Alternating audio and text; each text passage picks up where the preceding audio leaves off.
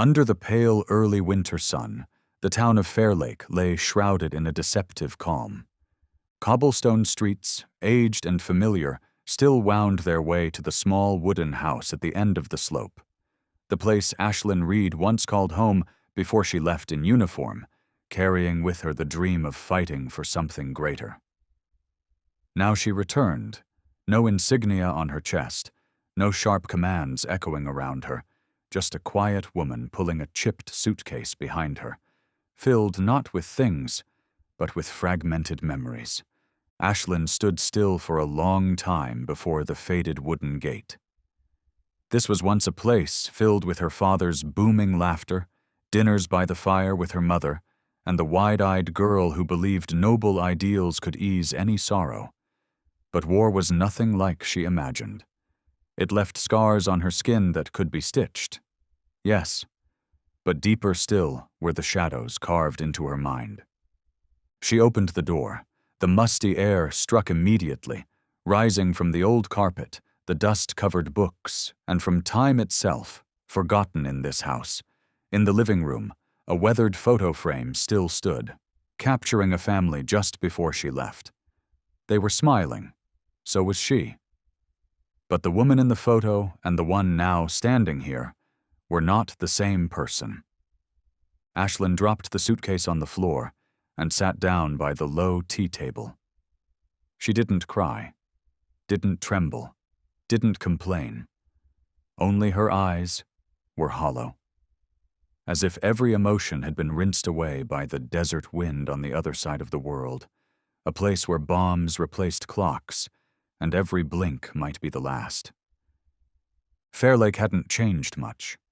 The neighbors were still the same, but the way they looked at her now was different, tinged with hesitancy or pity.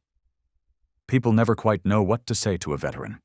They're afraid to touch something fragile, to trigger memories the veteran herself is trying to bury. But how does one forget when every night's sleep drags her back to the trenches? When even the hiss of a boiling kettle sounds like incoming fire?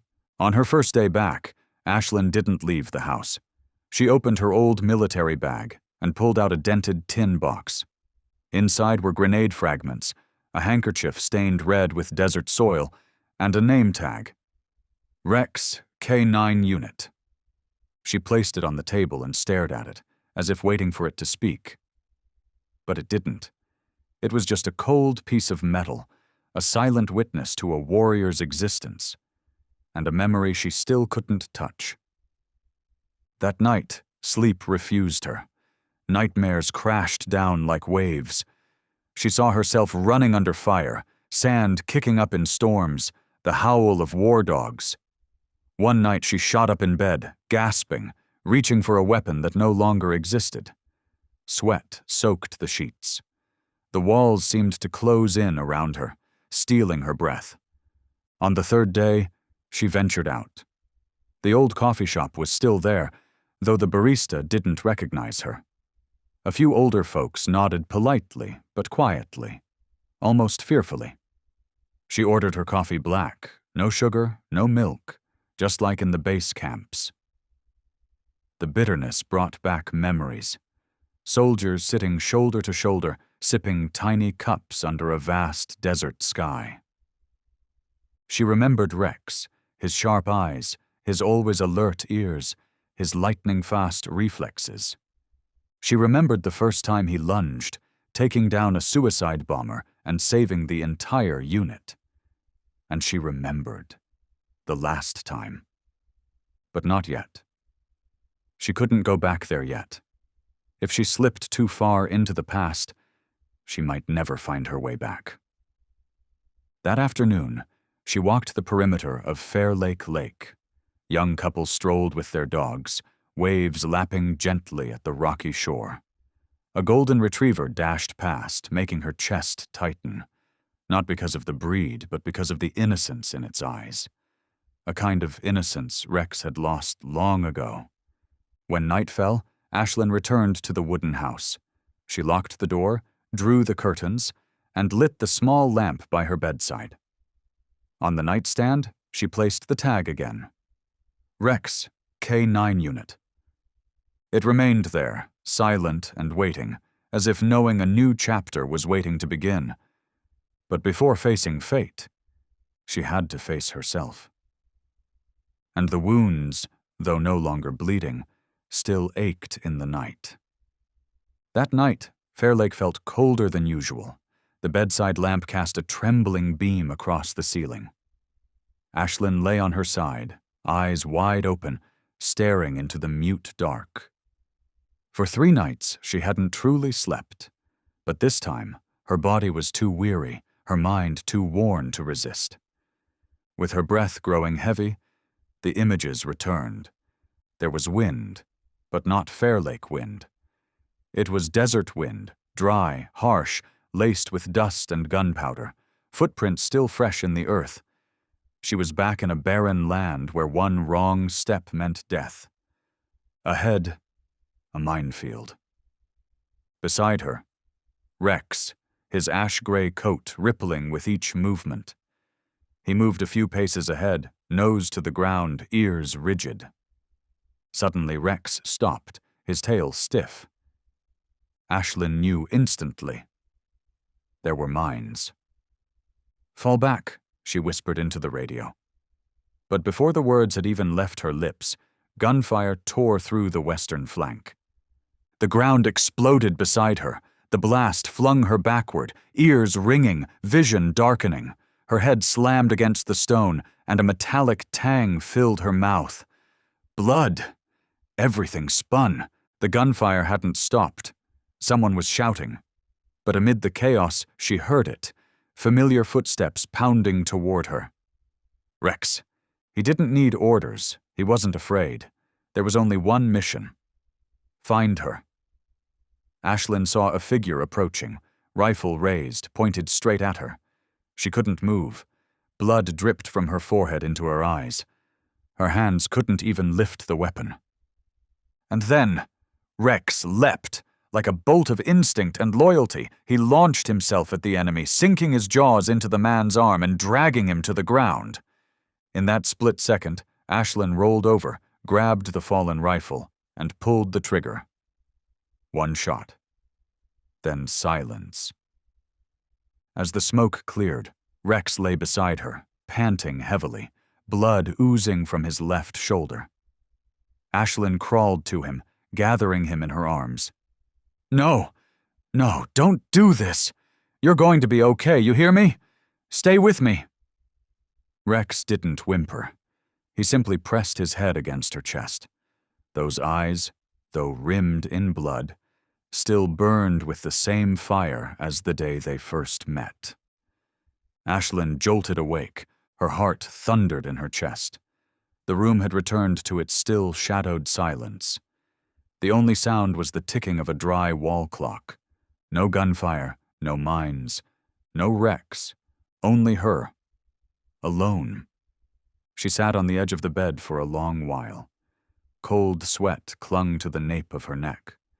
The desert screams still echoed in her head. Without a word, Ashlyn walked to her desk. She pulled open a drawer and took out an old envelope. Inside was a single yellowed sheet. REX, K9 unit. Status, reassigned to training facility. Her eyes stopped at that line. Her chest tightened. The memory surged back. The field hospital. Bleached white ceiling. The sterile burn of disinfectant that seeped into the skin. Ashlyn, cast and bandaged, lay helpless as a uniformed officer entered. Behind him was Rex. But they weren't there for a visit. They were there to take him away. Wait, please, just give me some time. I'll take Rex home. He's mine. Her voice was weak. The officer shook his head. Orders from above. Rex has been reassigned. You're no longer active duty. Rex didn't understand. But when they started pulling him away, he resisted, the leash stretched taut. He growled, twisted, fought back. His eyes, wild, terrified, looked back at her like a child being torn from home. Ashlyn tried to stand, bracing against the pain, but collapsed. She cried out, Rex, I'll find you! Do you hear me? I swear! I'll find you again! The door slammed shut. That was the last sound she ever heard from Rex. Ashlyn stepped out onto the balcony. The town of Fairlake slept below. She looked up at the sky, glittering with stars but cold enough to cut through bone. She placed a hand over her heart. I'm still alive. Because of you. The promise she made that day still burned in her chest, and something, long buried, began to stir again. Tomorrow she would start looking, even if it meant tracing every last footprint. Even if all she had was a fragile thread of hope, Ashlyn would keep her promise. Because some debts must never be forgotten. The next morning, early winter light spilled through the window, gentle yet unrelenting. Ashlyn sat at the kitchen table, coffee long since gone cold in her hands. Her eyes stared at the old computer screen. The dream, or more accurately, the memory, still clung to her like smoke. For the first time in years, she had allowed herself to remember it all. There was a brief hesitation. Then Ashlyn reopened her email inbox, something she hadn't touched in months. Hundreds of unread messages piled up, mostly ads and newsletters from veteran organizations. But one subject line made her hand freeze. Information on abandoned K-9 units after disbandment. Help needed from former soldiers. She clicked. The first line hit her like a punch to the chest.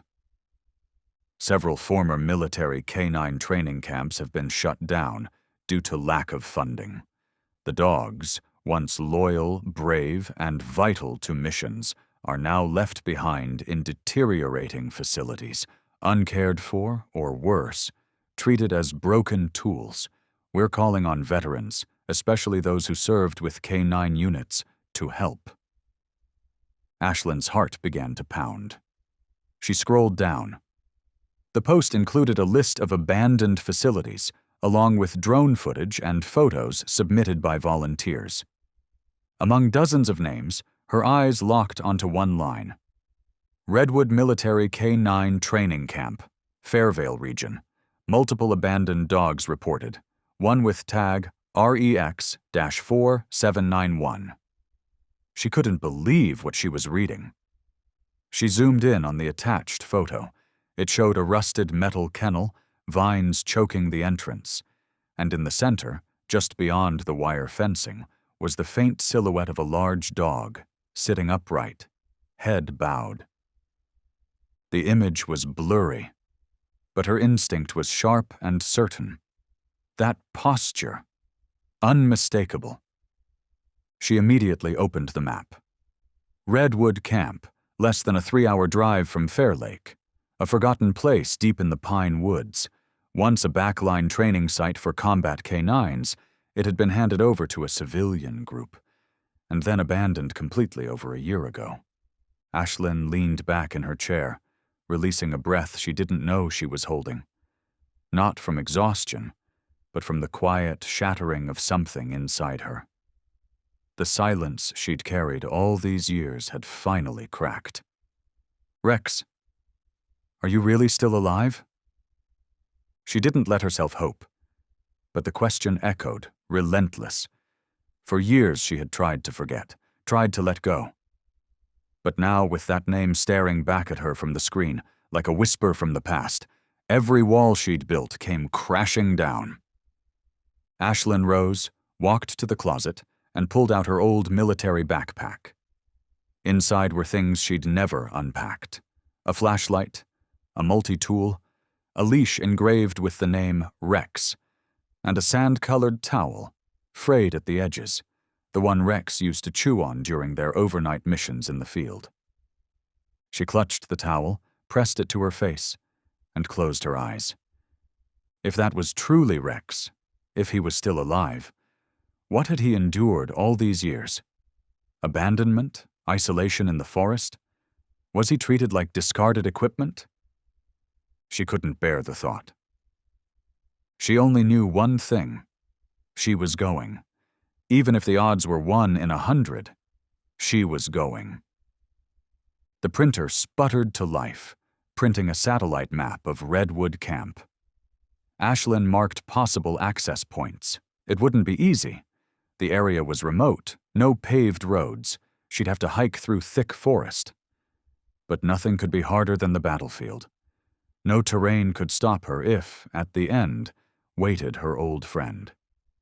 By the window, a breeze stirred the curtain, casting sunlight onto the desk, onto the old name tag, REX, K9 Unit. The light danced on the worn metal, sparkling strangely, as if it knew, as if it had waited all this time. Ashlyn slung the backpack over her shoulder. She looked around the house once more, then gave a small nod, like a promise made not aloud, but deep in the soul. Tomorrow she would go to Redwood, not to search for a dog, but to fulfill a promise. A promise between two soldiers, one that must never be broken. Highway 47 cut through the pine forest like a silver thread, lonely and cold. Though it was barely past noon, the sun had already retreated behind a wall of thick clouds, casting a dull gray wash across the windshield of the old black pickup truck. Ashlyn sat behind the wheel, gripping it unconsciously, her eyes fixed ahead, yet seeing far beyond the road in front of her. She was staring into a place that didn't exist on any map, but that lived vividly in her memory, like the kind of dream that loops endlessly until it chokes the breath from your chest. For the third time, the GPS voice repeated, "Turn left in 200 meters." She turned it off. The dirt road appeared, rough and slick from the previous night's rain. The tires sank in intervals, splashing muddy streaks across the sides of the truck. Trees on both sides closed in, tangled and overgrown, as if conspiring to erase all trace of human presence. After about 15 minutes of weaving through the forest, the gate finally appeared. One side of the massive iron entrance had collapsed, corroded by time and strangled by vines. On a rusted, crooked sign, the faded words could still barely be read. "Redwood K9 Unit, Combat Dog Training Center." Ashlyn stepped out of the truck. The forest wind caught her coat, making it flutter like a torn flag. She stood still for a moment, staring at the words, feeling her chest grow heavy, like it was filled with stone. Her first step through the gate was met with complete silence. No engine, no birds, no wind. Just knee-high weeds and rows of decaying buildings, all slumped toward the ground as if in mourning. Every corner, every kennel, every training yard, every tether post bore the imprint of time. Cracked walls, fallen tin roofs, moss clinging to concrete like wounds that never healed. Something caught in her throat as she approached the central kennel block, the heart of the facility, once reserved for elite canines. This place had once echoed with synchronized barking each morning.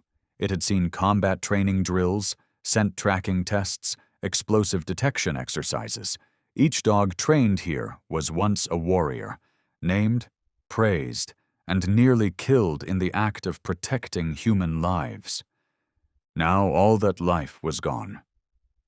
Only a hollow shell remained, bent steel bars, clawed-up concrete, a few torn windshields dangling from frayed wire, whistling softly in the breeze, like sighs from forgotten souls. Ashlyn moved slowly, each step kicking up dust. The air reeked of mold and urine. Some kennels had collapsed entirely, others were locked but empty, save for an overturned metal bowl. She stopped at the final row. At the farthest corner, behind a tall iron fence, there was one kennel still chained shut. Unlike the others, this one was draped in a tattered plastic tarp, faded and frayed, hanging down like a mourning veil. Ashlyn stepped closer. One step, then another. A breath. Faint. but real. Something stirred behind the tarp, a shadow shifting. She held her breath, fingers tightening around the flashlight in her hand. The tarp shifted slightly, and then the eyes appeared. Amber eyes, clouded, silent, no longer reflecting the world outside. There was no fear in them, no suspicion, no hope, only emptiness. The dog's body was large, but the bones jutted out beneath a dirty, matted coat. His ears drooped low, his neck was grayed with dust. A thick chain dug into his skin, rusted and tight. There was no need for confirmation. Even time couldn't erode that knowing. It was Rex. Ashlyn stood frozen. All these years. All the nights she had wondered if he was still out there somewhere. And now, the friend who once saved her life, who once fought beside her, was sitting motionless, emaciated, and ghost-like, as if he had been left behind by the entire world. No bark, no wagging tail, no sign of recognition, only silence and empty eyes. There was no doubt anymore. It was Rex. The dog who once flew like a living arrow across battlefields, now curled up in a rusted cage, shriveled as if trying to disappear into a world that had long forgotten him. Ashlyn stepped forward, carefully. "Rex." Her voice caught in her throat, a sound barely louder than breath. But it shattered something inside her, all the same. No response, no movement. The dog didn't raise his head, didn't flinch, just stared blankly into the void, as if his spirit had drifted somewhere no one could reach. She took another step forward. "Rex, it's me, it's Ashlyn." Still nothing. No familiar tail wag, no soft whimper of joy like back in the old base camps. Not even a glance. Ashlyn dropped to her knees before the iron kennel, her hands gripping the cold mesh wire. Her eyes shimmered with the threat of tears. In front of her sat a creature so thin it was almost unreal. Every rib along his flank was visible. His left shoulder, once wounded, was now covered in patchy, silvered fur. The heavy chain around his neck had worn deep into the skin, now gray and calloused. But what broke her most were the eyes, once ablaze like living fire, eyes that locked on hers through smoke and shrapnel, that never blinked in the face of danger. Now they were dull, sunken, vacant, as if Rex had waited too long, believed too much, and finally let go. Ashlyn reached for the rusted padlock. Her fingers fumbled with it, metal clinking. After a few tense seconds, it clicked open. She pushed the kennel door, its hinges groaning like the sigh of an ancient soul. Rex didn't move. She sat down directly in front of him, just an arm's length away. "It's me, Rex. Remember? I promised I'd come back for you." This time, Rex blinked. A tiny movement. Barely instinct, as if something far away inside him had stirred at the sound of her voice. Ashlyn swallowed the lump in her throat. From her coat pocket she gently pulled out an old object, the name tag, rusted by time. REX, K9 unit. She placed it carefully in front of him. Still, nothing. Silence surrounded them, heavy like a silent accusation. She sat there in the fading afternoon chill, facing the friend she once believed could recognize her breath from across a battlefield. But now, the distance between them wasn't just a few feet of metal bars. It was a chasm of memory buried in dust, loneliness, and betrayal. Ashlyn slowly drew her hand from her pocket and placed it over her heart. "You don't have to wag your tail. You don't have to come to me. Just show me that you're still in there, Rex. Even just a little." The wind whispered through the forest canopy above them, as if the world itself was holding its breath. But Rex remained still, Ashlyn bowed her head, resting her forehead on her knees, trying to hold back the sob rising in her throat. She had been prepared for the possibility that Rex was dead. But what she wasn't prepared for was finding him alive and completely silent. Not because he hated her, but because he no longer believed, no longer remembered, no longer wanted to believe that something good had ever been real. She sat there, motionless, silent. Because sometimes pain doesn't need to be explained. It just needs to be witnessed. The sky dimmed. Faint streaks of orange broke through the trees, casting a narrow path of light that reached all the way to where Ashlyn sat. No one spoke. No movement disturbed the thick, aching stillness. Rex remained curled, eyes open but hollow, as if what just happened was between two beings who no longer shared a bond. Ashlyn leaned slightly forward, gaze never leaving him. She knew he was still in there, somewhere beneath the grime, the scars, the blows dealt by men. But maybe the door to those memories had been closed for too long. She inhaled deeply. No more calling his name. No more pleading. She slowly leaned closer, voice barely louder than the wind. Down. One word, an old command, a sound once shared between them, on training fields, in combat zones, through freezing desert nights. A language only the two of them had ever understood. There was no immediate reaction. Rex remained motionless, his gaze still lost somewhere far away. But then, something flickered. A blink, a shift in breath.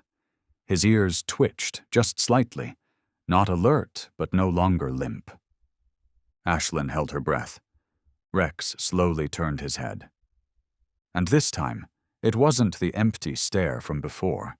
It was hesitant, wavering, trembling like a boy waking from a long nightmare, unsure if the world outside was safe again. She said nothing, made no move, just sat there, eyes brimming, her whole being whispering a silent prayer. Rex pushed himself upright. His front paws touched the ground, wobbly and uncertain from weakness. He blinked, looked at her, took half a step back. Then stopped. His paw trembled, his head lowered. And in his eyes, for the first time since they were reunited, there was something. Recognition. Ashlyn choked on her breath. She placed her hand over her chest, right where her heart pounded wildly, as if sending a signal to another heart that once beat in sync. Rex. It broke from her lips, cracked and trembling, and then, as if the final key had turned in the lock, as if a long-lost soul had just found its way home, Rex lunged forward. The chain snapped taut behind him, metal clashing loud against the kennel frame. Ashlyn barely had time to react. He stumbled through the open door, legs shaking, collapsing right in front of her. But then he rose and threw himself into her arms, like a terrified child finally finding his mother again. A choked sound escaped Rex's throat. Not a bark, not a growl, but a cry. Ashlyn wrapped her arms around him, clutching his frail frame tightly. His fur was coarse, dusty, and smelled of neglect, but to her it was everything that remained of a memory that never faded. "I'm here, Rex. I'm here." Rex buried his head into her neck, his entire body trembling. He was no longer the fierce soldier that once led the charge. He was just a lost soul who had finally recognized the one person he'd been silently waiting for. Ashlyn wept. Tears poured down her face, soaking into Rex's filthy coat. Each sob from her matched the faint whimpers from him. Together they became a wordless hymn only two survivors could ever understand. She whispered softly, hands gently stroking his bony back. "You're still you, aren't you? You're still here. You still remember me." Rex pressed in closer, letting out a low sound, half sigh, half reply. His eyes no longer looked empty, no longer cold, no longer lost. They glowed, not with intensity, but with warmth, like the last flame rekindled in a long, dark winter. That day, beneath the blood-red sunset falling over the ruins of an abandoned training ground, a miracle happened. Not from heaven, not from fate, but from an old word, a familiar voice, and a promise that had never been forgotten. Nights in the Middle East were never quiet. Even when the wind died down, the darkness pressed in, heavy, suffocating, like it wanted to crush everything beneath it. Sand seeped into everything, every crevice of a rifle, every fold of a uniform, every crack in human will. Ashlyn Reed knelt low to the ground, one hand over her radio, her voice a strained whisper through gritted teeth. "Team 1, silence." Seismic detector just picked up movement. Possible explosive device. A quick glance to her right. Rex lay flat against the sand, body coiled tight like a drawn bow, ears rigid, nose sniffing deeply and steadily. They were less than 500 meters from the base. But the ground ahead was unmapped, uncleared. They didn't have time to wait. One wrong step, and everything would blow. Rex moved forward inch by inch, nose brushing close to the earth. He paused, tail stiffened, then let out a quiet, sharp whine. Ashlyn raised her hand instantly. "Mine detected! Hold position!" The entire unit froze. Sweat trickled down their spines, soaking into the vests, every eye locked on Rex. The German shepherd glanced back at her, eyes sharp, waiting for confirmation. Ashlyn nodded once and whispered, "Go ahead, boy. Do your thing." Rex began to move. Every step was precise, surgical. He sniffed, scraped lightly, marked his findings. 1, 2, 3 suspect spots. Each was flagged with a glow-in-the-dark marker. And then, on the 4th, he froze. Eyes wide, ears flattened, his body recoiled. "Mine!" Ashlyn shouted. "Fall back!" She barely got the words out before an explosion shook the ground beneath them. Sand and debris filled the air, blinding. She was thrown to the ground, ears ringing, vision clouded by dust and smoke. When she opened her eyes, Rex was standing over her, his body shielding hers. He was trembling, paws buried deep into the sand, his teeth clenched tight, and embedded in his shoulder plate, a shard of metal. Rex had taken the blast for her. The world vanished into stillness. No more noise, just her racing heartbeat, and the hot breath of Rex against her wrist, as if to say, "You're still alive." Ashlyn clutched his neck, voice raw. "Good boy, Rex. Good boy. My hero." It wasn't the first time Rex had saved someone. In just 4 months, he had detected 5 anti-tank mines, warned of 2 ambushes, and once brought down a suicide bomber sprinting toward their supply convoy. His record had earned him a nickname across the unit, the Sand Ghost, because no one ever heard his steps, they only saw his signal, and a life spared. Ashlyn and Rex were a perfect match. They didn't need many words. A look, a breath, the twitch of a finger, and the other would know. She often slept beside him during night shifts along the border. When the distant shelling echoed in the dark, only Rex's steady breathing by her side could ease her into sleep. She once thought, "If there's one being who truly understands me on this battlefield, it's Rex. Not because he was a dog, but because he listened, with his whole heart." Until the day it ended. The day they were recalled to Central Command. It was a searing hot morning when Ashlyn was summoned. She didn't know why, just that someone from Command had arrived, carrying a list, a reallocation list. Rex's name was on it. Your K-9 unit will be transferred to the Advanced Tactical Retraining Program, the officer announced, as if reciting numbers from a chart. They want the top performers. Rex is one of them. Ashlyn felt her blood drain. She pleaded, begged to keep him. But all she got was a cold shake of the head. Orders are orders. You no longer have operational authority. Rex was taken the next day. No goodbye, no final embrace, no chance to whisper, "I'll come find you." All Ashlyn saw was the armored truck rolling out of the gate, kicking up a storm of dust, and behind the mesh window, Rex's eyes. Wide. Searching. She stood there, clutching the name tag in her hand. The last thing Rex had ever brought her, snatched proudly from the training yard as if to say, "Look, I found what you lost." The wind swept through the camp. Flags snapped under the scorching sun. But for Ashlyn, the world had gone silent in the most painful way imaginable. A wound, so deep, it didn't bleed. Only cold. And emptiness. No one truly knew what happened after the armored truck rolled out of the base. To everyone else, it was just another routine transfer. But for Ashlyn, it was the day she lost her closest comrade. And for Rex, it was the day everything began to break. The Advanced Tactical Reconditioning Center -TRC-Vanguard-Hidden, deep inside an abandoned military-industrial zone in Colorado, a place where programs were run off the record, where war dogs were no longer given names, but numbers, classified as biological weapons, not living partners.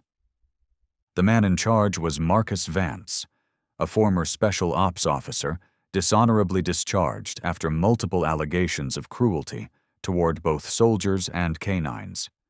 Vance didn't believe in loyalty. He didn't believe in emotion. To him, only two types of beings belonged on the battlefield: those who could kill without hesitation and tools that obeyed. Rex was sent to TRC Vanguard with a file stamped High-Tier K-9, Superior Reflexes, Candidate for Special Conversion. No Ashlyn, no gentle voice calling his name in the morning, no hands to hold his face or rub behind his ears, only cold cement floors, blinding fluorescent lights, and Vance's bootsteps echoing down the sterile halls. Training began on Rex's second day. A sealed chamber. Gray walls. No windows.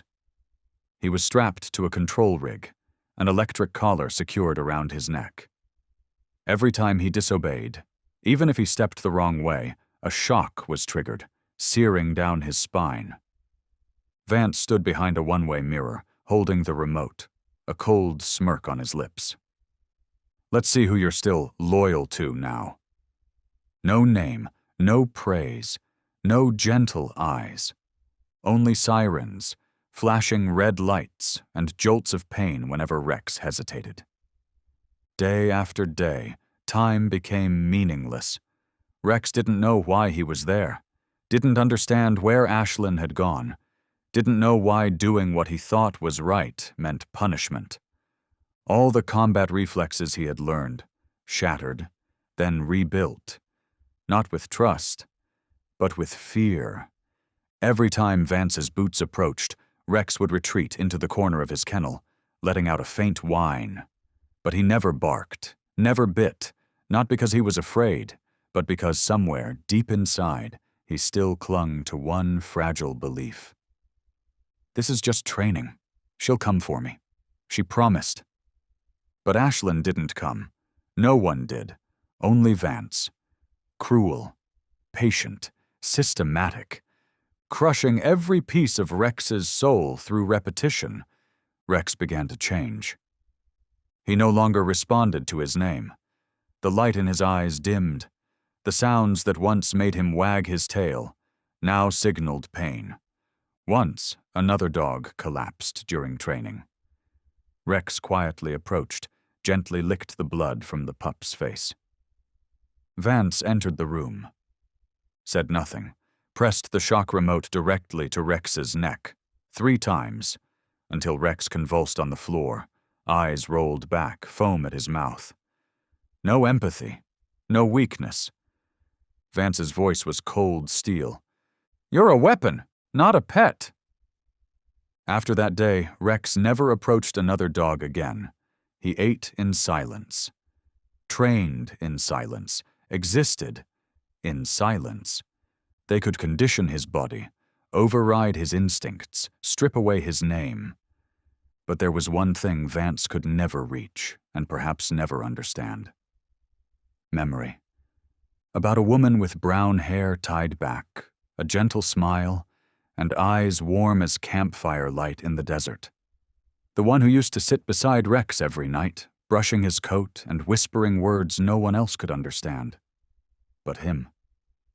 The one who once said, in the softest yet most certain voice, "I'm not leaving you behind." Every night, when the kennel lights went out, Rex would still keep his eyes open, staring into the void. And in his mind, one familiar sound would echo. Down! And deep within, beneath the armor that Vance tried to forge around him, there was still a place untouched. A shard of memory, a promise, a flicker of light. 3 months since Rex had arrived at the facility, his name, Rex, no longer appeared in any official records. He was now K947B, engraved on a cold metallic collar. No one called him by a human voice. No pats on the back, no praise. Only commands, sirens, red lights, and well-timed electric shocks. Rex had stopped resisting. He no longer growled when restrained, no longer clawed at the cage door, no longer approached anyone. He simply obeyed. Attack at 3 short whistles, stop at a yellow strobe, lie completely still at the red light, even if there were screams on the other side. The body was still a soldier. But the mind had been crushed under the weight of precise, relentless control. That day's drill was a simulated night assault. Rex was released into a mock training ground, shrouded in darkness, only heat signature targets visible, mimicking slow-moving intruders. 3, 2, 1. The door opened. Rex darted in like a shadow. No sniffing, no pausing, just sound, motion, strike, end. 3 targets down, under 10 seconds. An impressive number. Vance nodded behind the glass, pressed a button. The gate on the far side opened. "Return!" Rex turned. No hesitation, no tail wag, no waiting for approval. Just a smooth retreat, procedure complete. Observers whispered, "That one's a weapon now, not a dog anymore." They were right. Rex no longer looked at anyone with those old eyes. He no longer sought acknowledgement, no longer waited for love. He no longer saw himself in any reflection. If this place even had mirrors, he'd forgotten what it felt like to be called by name, forgotten what it meant to be held under desert stars, forgotten the words, "Good boy, Rex." But every night, when the lights shut off and the sounds of training receded like a tide, Rex would open his eyes. He didn't know why he did it. There were no commands, no reason. He just couldn't close them. And in that stillness, in the whistle of air through the vents, in the thick darkness pressing in on all sides, he heard something strange.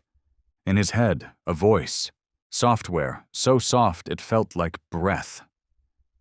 "Down!" No shock followed, no whistle, just a word. Familiar. From nowhere. But real. And with it came her face. The soldier with brown eyes, hair tucked neatly beneath her helmet, and a voice steady, even as bullets screamed around her. She hadn't vanished. She was still there. In a place Vance could never reach. A place with no coordinates, no electric collars, no reconditioning. A fragment of memory, where he was still Rex, still a good boy, still a partner, still a dog who had a name, One day, during a routine drill, Rex suddenly froze. The signal lights were on. The whistle blew, but he didn't move. His eyes locked on something in the empty space ahead. There was nothing there. No target, no command, nothing that required action. Just for a moment, he thought he heard it. "Rex, come back." The shock came instantly. His body jerked sideways, crashing to the floor. The system flagged it as a response delay. His profile was updated. "Command interference, isolate for retraining." Vance didn't get angry. He simply smirked. "Still some instinct left in there? Fine, I'll wipe it clean." Rex was placed in the isolation chamber. No light, no sound, no scent. Just white walls, sterile, blank, as hollow as his mind felt. But even when stripped of everything, even caged within 4 emotionless walls, he still heard it. "Down!" Even if it was only a whisper from inside himself. Even if it wasn't real. That was enough. To still be alive. The pickup truck rolled through the old wooden gate, crunching over a gravel driveway that led to a quiet clearing surrounded by pine trees. Nestled at the edge of town, this was the place Ashlyn Reed had poured every penny of her savings and veteran compensation into her dream of building a sanctuary for broken war dogs. She called it Haven Hollow, a quiet place where abandoned souls could learn to live again. The center was modest. Just one main cabin, 2 rows of clean kennels, a fenced running yard, and a small therapy room that carried the faint scent of peppermint oil. Everything was built with care, by hand, by heart. But today, Haven Hollow would welcome a special guest, and Ashlyn knew none of it would be enough. She opened the truck bed. Rex remained motionless inside the transport crate. His eyes didn't wander, not even to her. Head bowed, ears drooped like a stone carved in silence. Ashlyn unlocked the latch. "We're home, Rex." No reaction, no scratching, no growling, no resistance. He simply stood, stiff and slow, as though every joint had been sealed shut from months of confinement. Ashlyn led him to a private kennel. No chains, no muzzle. Everything was soft, safe, familiar. Inside was a padded bed, a bowl of warm water, and a small portion of boiled chicken, his favorite from their old unit days. She gently closed the gate. Didn't lock it. "You're free now, Rex. No one will touch you. I'm here." He didn't look back. He turned away, walked to the corner of the kennel and lay down, facing the wall. That first night, Rex scratched the door, not to escape, but because the darkness triggered something feral and buried. The sound of his claws scraping against wood echoed like the cry of a trapped soul. He whimpered. Not a bark, not a howl, just a thin, strained sound, like something stuck in his throat. Ashlyn didn't intervene. She sat outside her room, watching quietly through the infrared monitor. Her chest tightened each time she saw Rex circling his space, lost inside a maze without an exit. She knew reaching out now wouldn't help. Trust, once erased, couldn't begin with a hand. It needed time and distance. On day 2, the food bowl remained untouched. On day 3, he drank only water. On day 4, Rex began licking the floor, a known symptom in dogs suffering from post-traumatic depression. He clawed at his bedding, tore the fabric, then burrowed between the layers like he was trying to escape the light. Ashlyn brought a chair into the yard and sat a few meters away, facing the kennel. She read. She spoke aloud to no one in particular, or maybe to someone who used to understand. "You remember, don't you? The first time you found that landmine, I doubted you. But you were right. You were always right." No reaction, she continued. And that night in Tikrit, when I nodded off, you stayed up with your head on my stomach. I promised I'd find you. And I did. Every day she came. Every day she sat. Every day she told stories. This was no longer training. It was something deeper. A quiet journey to resurrect a soul. On the 7th day, Rex stepped out of his kennel for the first time. Unaided. Just a few steps. He sniffed the ground, then returned. No cheers. No, good boy. Just Ashlyn, lifting her gaze with a soft smile. Welcome home. That night she left the kennel door open, and for the first time, Rex didn't scratch. He lay still and slept. A deep, dreamless sleep. No growls, no flinching, no jolting awake. But even as the sun filtered through the pines the next morning, Ashlyn knew this journey was far from over. Some wounds cannot be healed by medicine, only by love. Slow, steady, and sometimes not from where you expect, but from a gentle voice. On the other side of the fence. The cabin Ashlyn rented stood beside a wide garden where wildflowers grew thick, and a weathered wooden fence separated the recovery center from a sparse line of homes beyond. It was the only part of town where children's laughter still rose in the evenings. It belonged to an old woman who grew lavender, and a 10-year-old girl named Lily. Ashlyn noticed Lily before she ever heard her name. At first, it was just a soft murmur drifting over the fence, right when the sun began to tip westward.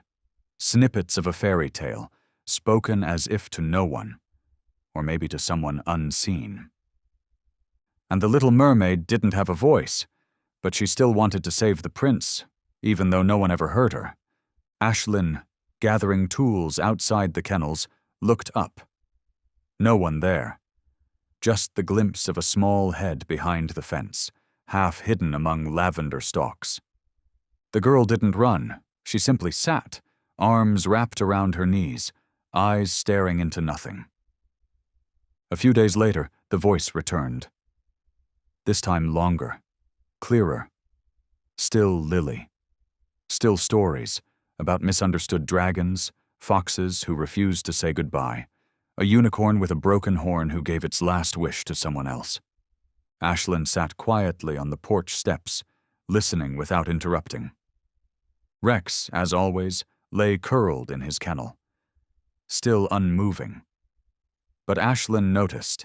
Each time the voice floated across the yard, his ears twitched, subtly, almost imperceptibly, as if, somewhere beneath it all, he still recognized something that wasn't a command or a warning.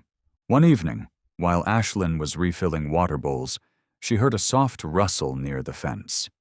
Then a small, tousled head popped into view, blonde hair messy, eyes wide, holding a battered paperback book. "Do you have a dog?" The girl's voice was light as wind. Ashlyn turned, smiling. "Yes, just one. His name's Rex." "Why doesn't Rex bark?" Ashlyn paused, then shook her head. "He used to, but not anymore." Lily was quiet for a while, then she asked, "Is he sad?" Ashlyn blinked, then nodded.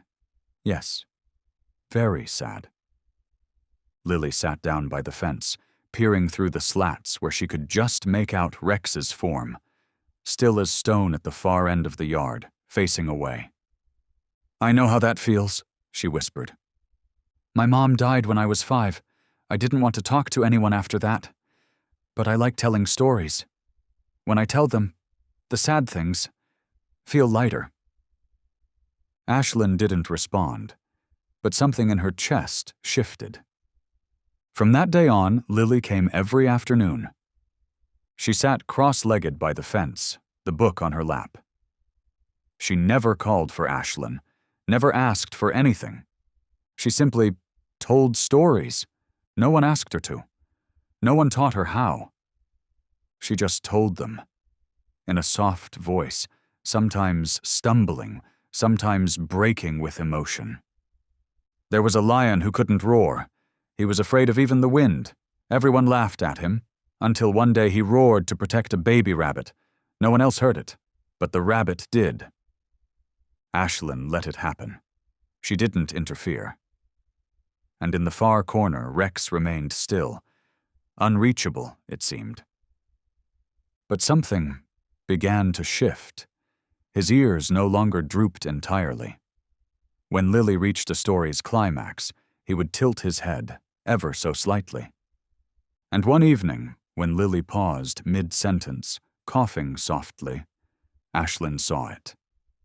Rex lifted himself, barely, then lay back down. But it was something. That night, Ashlyn mentioned it over the fence. "Today, he moved." Lily smiled, eyes glistening. "I think he's listening. He just doesn't know if he can trust people again yet." Ashlyn glanced at the little girl, mud-streaked sleeves, tangled hair, and a gaze too deep for her age. "You really like dogs, huh?" Lily nodded. "They don't lie. So simple, so sharp." Ashlyn's heart skipped a beat. The next day, Ashlyn cleared a small patch of yard near the kennels. She placed an extra chair there, facing the spot where Rex usually lay. When Lily arrived with a new book, she didn't hesitate. She climbed the low fence, stepping inside Haven Hollow for the first time. Ashlyn said nothing. Rex looked up. Didn't growl, didn't retreat, didn't turn away. He just looked. Long. Deep. And in that fleeting moment, Ashlyn knew something inside him had cracked, the first fracture. And through it, light could begin to slip in. Each afternoon, as the sun softened at the forest's edge and tree shadows stretched like warm blankets across the fence, Lily returned. Always with a different story. Always with hope folded between the pages. At first, Lily sat on the little wooden chair Ashlyn had placed near the kennel. But it wasn't long before the girl asked to sit on the ground, where she could smell the grass, hear the dry leaves fall, and be just a little closer to Rex. "If I sit low, he won't feel threatened," Lily said, her voice soft as wind. "Dogs don't like being looked down on." Ashlyn only smiled. She had stopped trying to guide anything now. She let Rex's story unfold on its own, in a way she hadn't dared to imagine. "Today I'll tell you about the ocean. Okay, Rex?" Lily's voice came as the sun slipped behind the hills. She set her book aside. She didn't read. She spoke from memory, as if offering something deeply personal. "The ocean's not always blue. Sometimes it's cloudy. It crashes against the rocks, loud and angry. But sometimes it's still as glass. People say the sea is like a mother because it can hold everything the world throws away." Rex lay in the corner of the yard. Between him and Lily stretched a long shadow. Not far, but not near either. His face turned away, but his ears twitched. "Once I saw a little crab trying to escape a wave," Lily said. "The wave chased it, but didn't catch it. I think maybe the sea just wanted to touch it, not to hold it." Rex shifted slightly, not standing, just a faint movement in his front paw, as if adjusting. Ashlyn, standing a few meters away, didn't dare breathe too loudly. In the days that followed, Lily changed topics.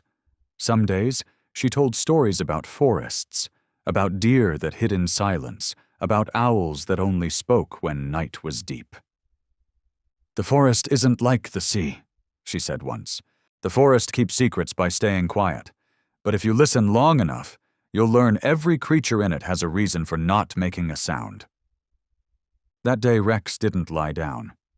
He sat. He still didn't look at Lily, but his head was turned toward her, eyes wide open, ears alert. One afternoon, light rain fell. Ashlyn suggested Lily stay inside, but the girl pulled on a thin raincoat, sat beneath the awning, and kept telling stories.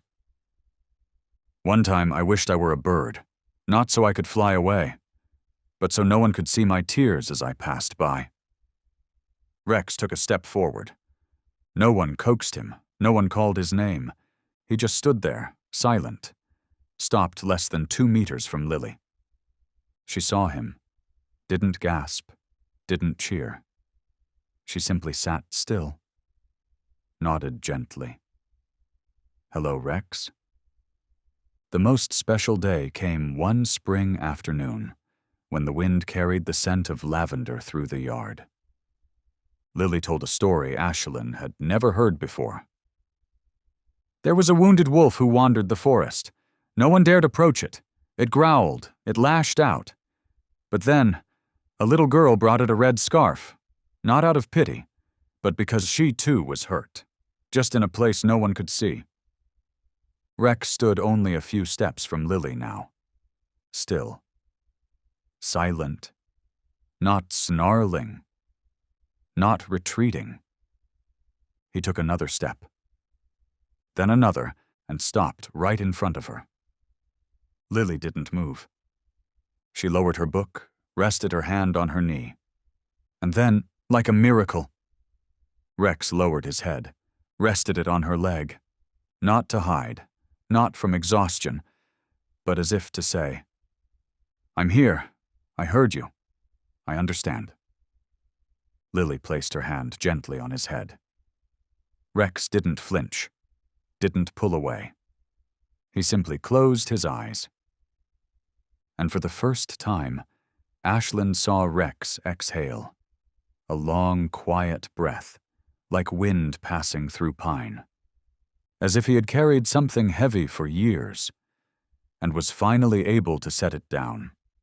Morning at Haven Hollow began with a soft breeze threading through pine boughs, the scent of damp earth in the air, and sunlight slipping through the kitchen window, falling across the steel bowl in front of kennel number 3, where Rex had spent the past several weeks. Ashlyn placed the food tray on the ground, the usual boiled chicken, a bit of mashed pumpkin, a few slices of apple. She didn't expect much. Each day she'd prepared the same meal, and each day she'd carried it away untouched. But today was different. Rex wasn't lying with his back turned. He was already sitting upright when she stepped outside. Eyes open, ears perked, watching her hands. Not wary, not withdrawn. Just watching, as if waiting. Ashlyn set the tray down. Didn't call his name. Didn't give any command. She stepped back, sat on the wooden steps, far enough to feel safe. Close enough for him not to feel alone. Rex didn't touch the food right away, but he didn't look away either. He sniffed, then raised his head, looking toward the yard. Lily was walking in, same oversized green coat, another worn book in hand, this time Norse mythology. But today, Lily didn't start reading. She sat down, smiled at Rex, and gave a small wave. "I'm not telling stories today, Rex. Today, it's your turn." Not in words, not in looks, but in choice. Rex looked at her for a long time. Then, like an invisible thread finally snapped from his heart. He walked to the food bowl. 1 step, 2, 3, lowered his head, and ate. Not frantically, not desperate, but with slow, thoughtful bites, as if even he didn't quite believe what he was doing. Ashlyn didn't move. Her hands tightened around themselves. Her chest ached, not with pain, but with something bursting, silent, powerful, all the waiting, all the quiet effort, all answered by the softest clinks of metal against bowl, a symphony of healing in the place that had once been silent. After his meal, Rex stepped into the yard. Grass brushed his legs, but he didn't lie down, didn't curl into the shadows. He stood there, still, breathing. And slowly he turned, looked at Lily. One soft glance, one deep breath. And then his tail moved. Just once, but clear. Lily gasped, covering her mouth, eyes sparkling. He wagged his tail! Ashlyn couldn't speak. She stepped forward, not too close, and met Rex's gaze. It was no longer that dull, cold brown. It was a spark. A small flicker, like the first flame in a winter long thought dead. Rex stretched his neck toward her, sniffed gently at her fingers, then turned to Lily, as if waiting for another story. Ashlyn whispered, "Welcome back, my hero." That night, the lights at Haven Hollow stayed on later than usual. In the kitchen, Ashlyn prepared an extra meal. Out in the yard, Lily read aloud, her voice excited as she recounted the tale of Loki turning into a horse. Rex lay beside her, head resting on her legs, eyes half closed. And in the deepening dark, his breathing was steady, low, strong, like the drumbeat of a heart coming back to life. That afternoon, the skies over Fair Lake hung unusually low. Heavy clouds pressed down on rooftops, casting everything in a shade of cold gray. Ashlyn stood in the Haven Hollow kitchen, brewing coffee and glancing at the backyard camera. Rex was still lying on the grass, eyes half closed, but his ears were up, alert. A habit no soldier ever fully lets go of. Suddenly, the doorbell rang. Ashlyn opened the front door to find Mrs. Grant, the elderly neighbor, breathless. "Ashlyn, Lily ran down to the convenience store. She forgot her wallet. I told her to wait so I could go with her, but she was already gone." Ashlyn frowned, reaching for her phone. And then it rang. A message from the store owner. "The shop is being robbed. A little girl is trapped inside." In less than 10 seconds, Ashlyn grabbed her coat, shoved the taser into her pocket, and rushed toward the gate. But before she could unlock it, crack! A loud crash from the back. She spun around. The rear fence had been blown open, planks shattered like something powerful had burst through them. And there, charging down the dirt road toward the town center, was Rex. Massive, steady, unstoppable. Ashlyn stood frozen for a beat. Then she understood. Rex had heard, and he was going to Lily. At Maple Stop, everything unfolded within minutes. A masked man had entered, blade drawn, just as Lily stood alone at the register. She instinctively backed away, clutching the storybook she hadn't yet paid for. "Don't move! Back up!" He barked at the cashier, waving his knife. Lily froze. She didn't scream, didn't run. She had been taught how to stay calm. But this time, her legs refused to move. The man spotted her. His eyes narrowed, voice sharp with rage. "You, come here! You deaf or what?" He advanced, knife swinging in threat. Lily stumbled backward until her spine hit the shelf behind her. And then, smash! The front glass exploded into fragments. A shadow burst through the broken frame. No hesitation, no command, only instinct. And a single objective. Rex. He roared, a sound Ashlyn thought had been lost forever. Not just a growl, not a bark, but the cry of a soul set free. The man turned, too late. Rex leapt from the ground, a blur of power and focus. Thud! They crashed to the floor. The knife flew from the man's grip, skidding across the tiles. Rex didn't go for the kill. He bit down on the man's shoulder, just hard enough to hold. Pinning him. No more, no less. Exactly as he had once been trained. Lily collapsed to the floor, clutching her book to her chest, tears streaming, but her eyes never left Rex. Not fear, wonder. Police arrived 3 minutes later. A staff member had pressed the hidden alarm behind the counter. Ashlyn burst in just in time to see Rex standing protectively in front of Lily, still growling softly, eyes locked on everyone entering the store. Officers raised their weapons. Ashlyn lifted both hands. "Stop! Don't touch him! He's not a threat!" One officer recognized her, and Rex. They lowered their guns. "That dog saved the girl?" Ashlyn nodded, voice breaking. "Not that dog. That's Rex." Lily was examined. No injuries, but she said nothing. She simply sat beside Rex, one small hand resting on his shoulder. And Rex? He didn't move.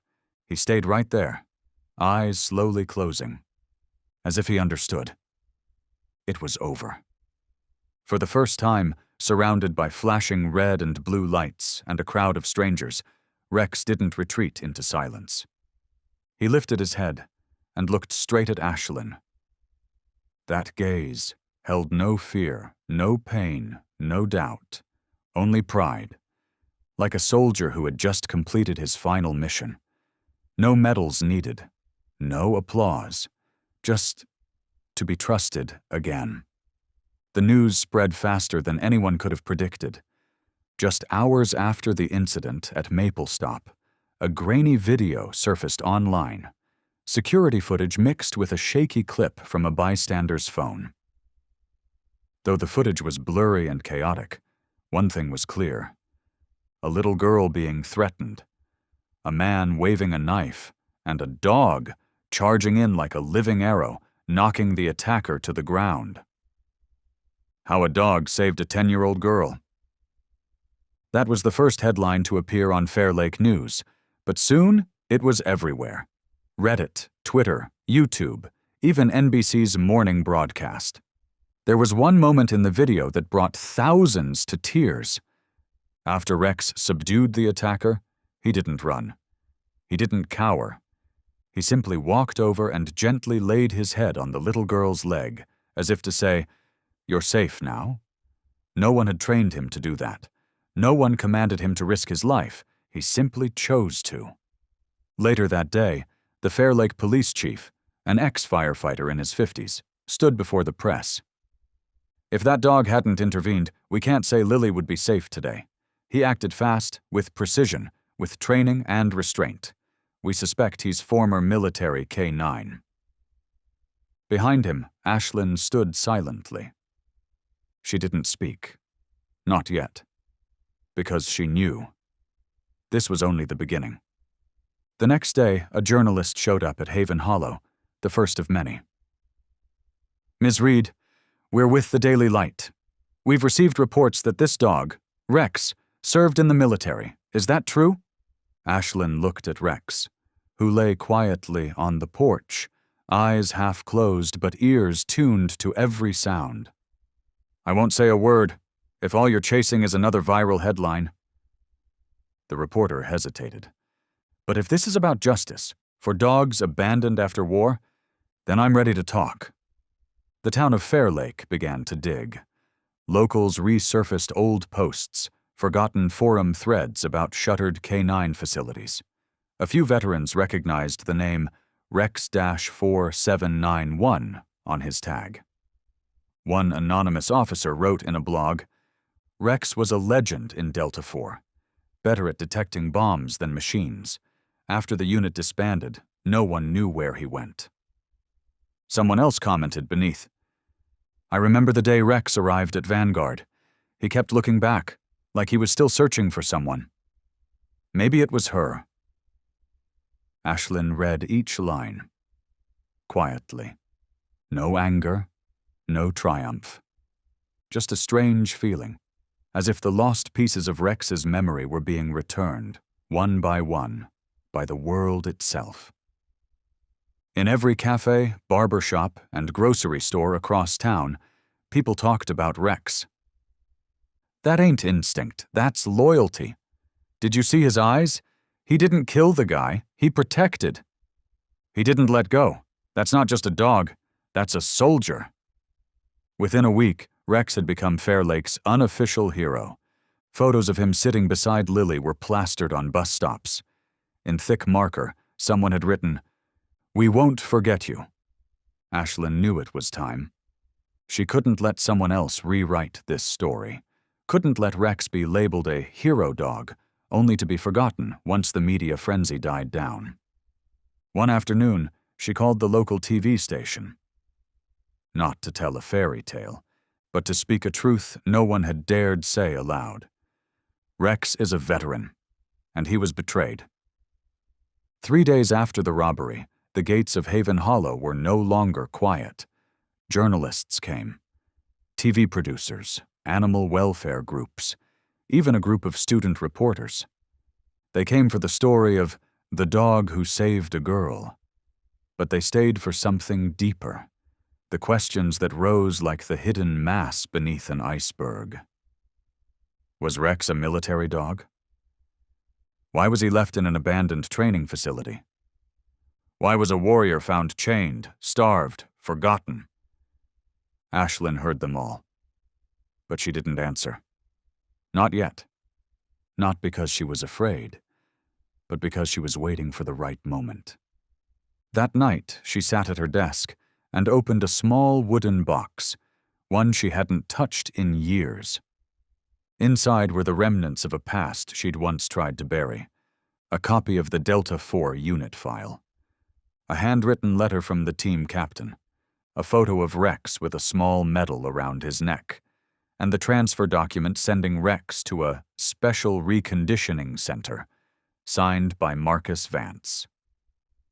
She held each item in her hands, turning them over slowly, as if facing them for the first time. Rex lay quietly at her feet. His eyes met hers, calm but no longer hollow. He understood. He was ready. Ashlyn leaned down and whispered, like a promise. "If they're willing to listen this time, I'll speak for you, and for the others like you." 2 days later, Ashlyn sat before a camera, across from the host of Voice of Veterans, a nationally aired program sharing untold stories of service. The camera rolled. The red light blinked on. Ashlyn didn't read from notes. She didn't need a script. She spoke with the firm, grounded voice of someone who had once stood in the dust and fire of war. "Rex is not a pet. He is a warrior. I met him in Unit Delta IV, deployed in the Middle East. He saved me from a landmine, detected 6 ambushes, took down a suicide bomber, and never once took his eyes off me, even when the bombs were falling meters away. I used to think it didn't matter if I was the only one who remembered Rex. But the truth is, he was erased, cut from records, stripped of his name, given a number, crated, shocked, retrained through fear, by a system too many pretend not to see." Ashlyn paused. She held up a photo. Rex in the field, strong, bright-eyed, ears proud.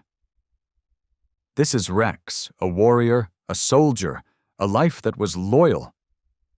She took out another photo. Rex, caged in a derelict kennel, ribs showing, eyes sunken. And this is Rex after reconditioning, after being discarded by the system, after being treated like military waste. "I'm not telling this story to be a hero. I'm telling it because I can't stay silent anymore. A soul like Rex and hundreds of other K-9 veterans out there deserve to be remembered as soldiers, not equipment. I'm not asking for a medal for Rex. I'm just asking for his name back. A name that once echoed through the battlefield. A name that once reminded me I was never fighting alone." The interview aired that same week, and the response was explosive. The hashtag #, Justice for Rex, spread across every major social platform. Animal rights groups, veterans communities, ordinary people. They all began posting photos of the K-9 partners they once served with, along with notes like, "I had a partner like Rex. I'm sorry I didn't speak up sooner." They can't talk. But they remember, and they hurt. The story broke beyond American borders. An international team of investigative journalists released documents linked to Marcus Vance, including a list of dozens of dogs sent into special reconditioning programs, never to be seen again. The scandal reached the state Congress floor. A female lawmaker stood up and asked, "If Rex hadn't broken through that fence to save a little girl, would we have ever known the truth?" Back in Haven Hollow, Ashlyn kept her quiet life.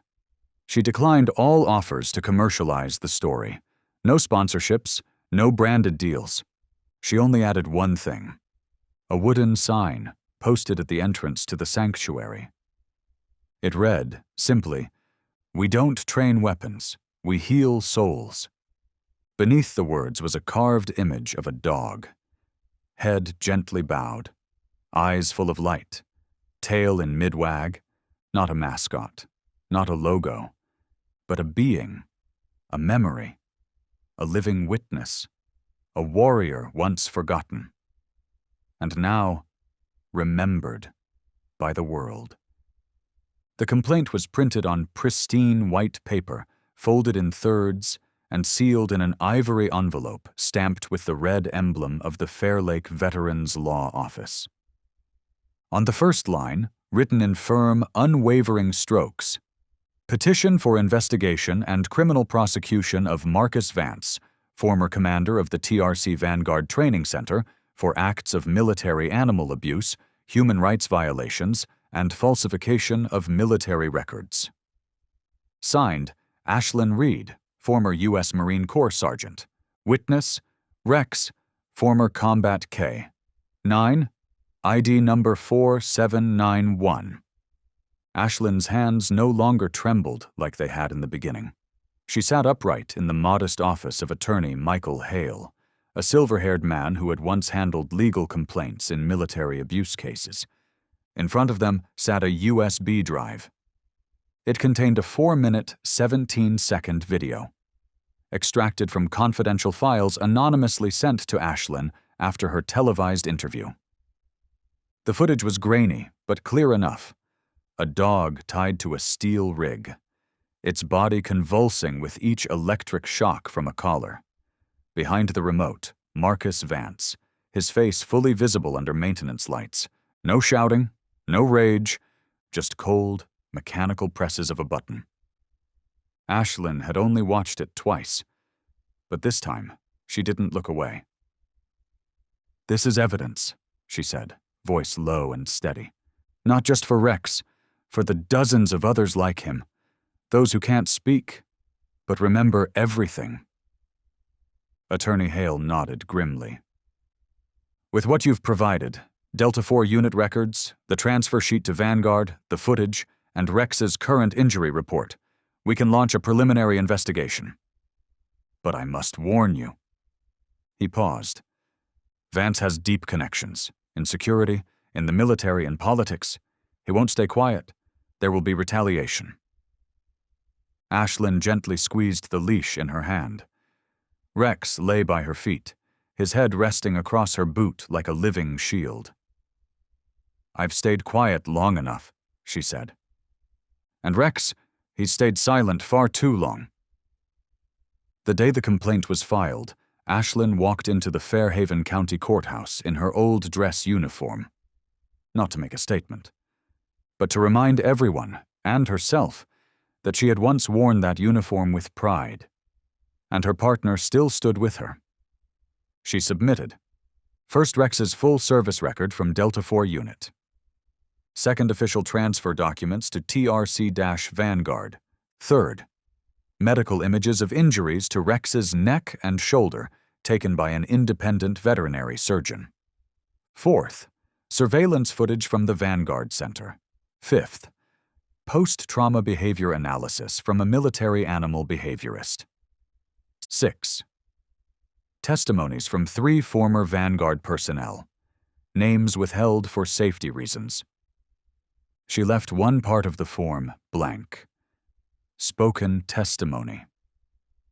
Instead, she wrote, "This dog cannot speak, but he has lived.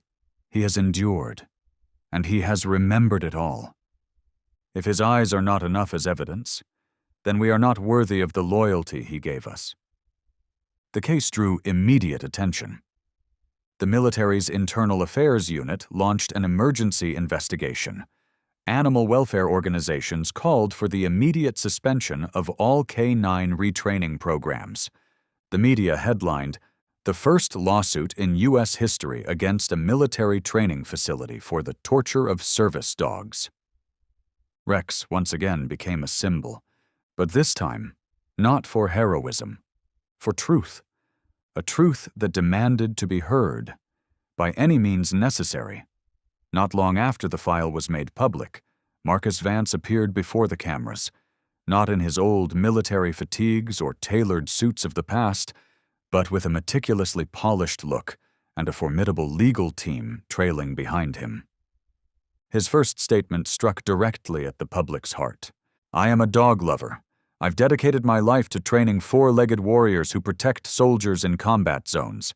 I don't deny that Rex was once a K-9, but let's not confuse things. He is an animal. He cannot testify. He has no legal standing." A heavy silence followed. Then came the murmurs, a room full of reporters and flashes frozen mid-air.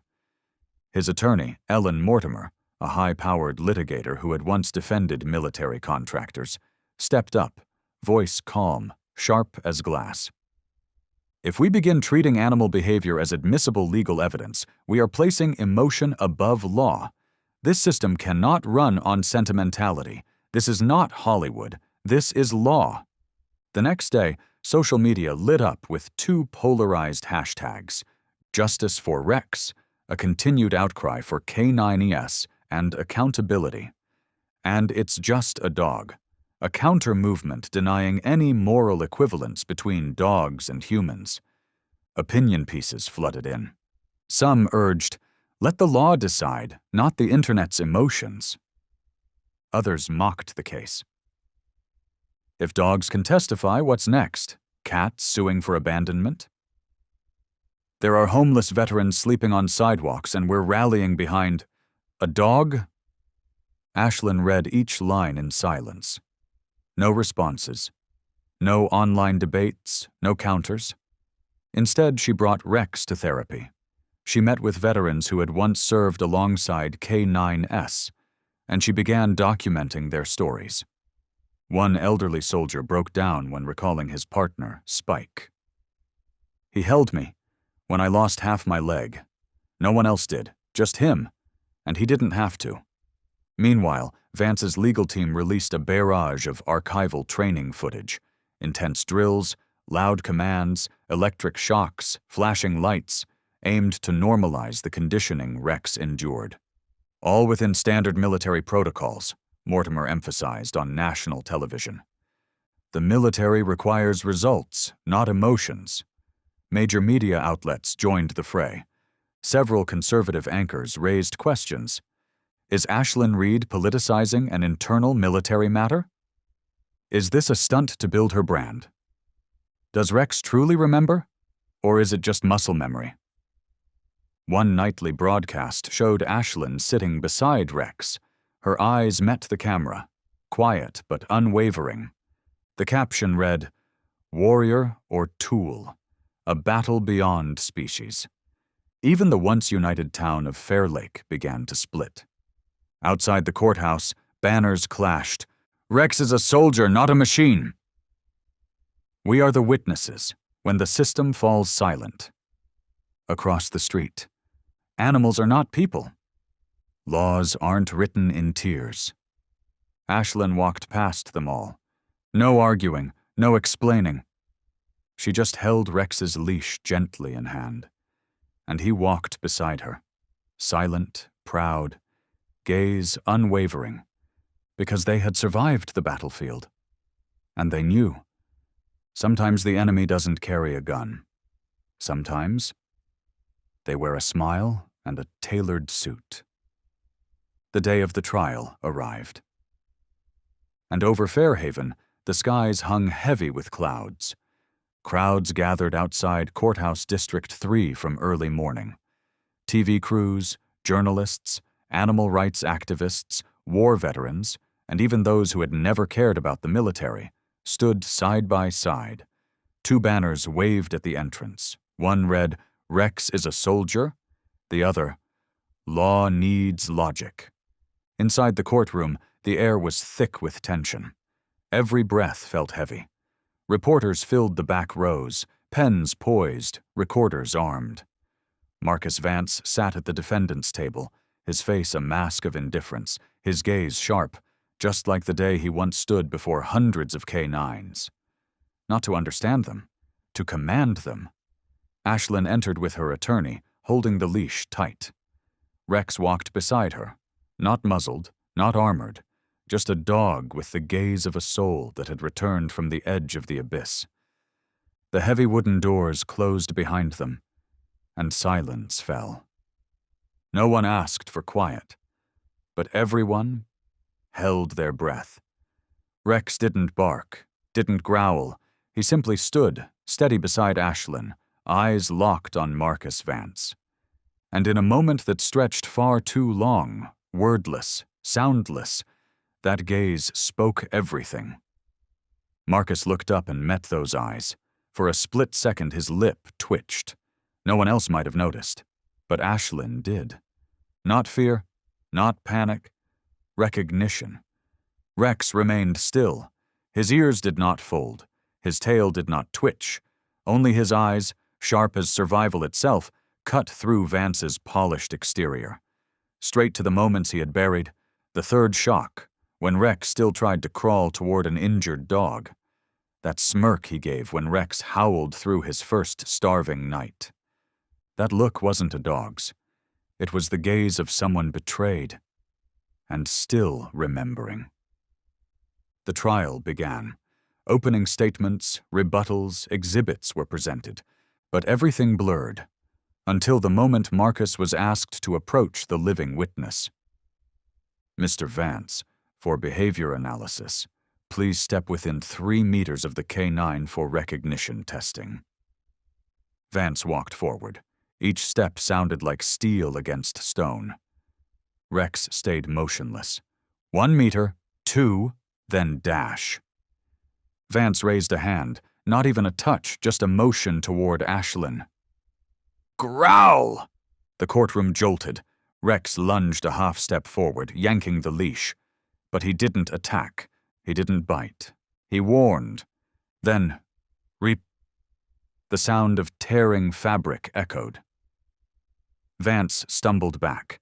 A gash tore across his designer sleeve, a cut like a verdict without words. Ashlyn pulled the leash gently and said softly, "Rex." Instantly, Rex backed away. Sat down. No more growling, no more howling, just heavy breath, eyes never leaving the man who once turned him into a shadow. Silence gripped the courtroom. The judge banged his gavel 3 times. No one spoke, because everyone had understood.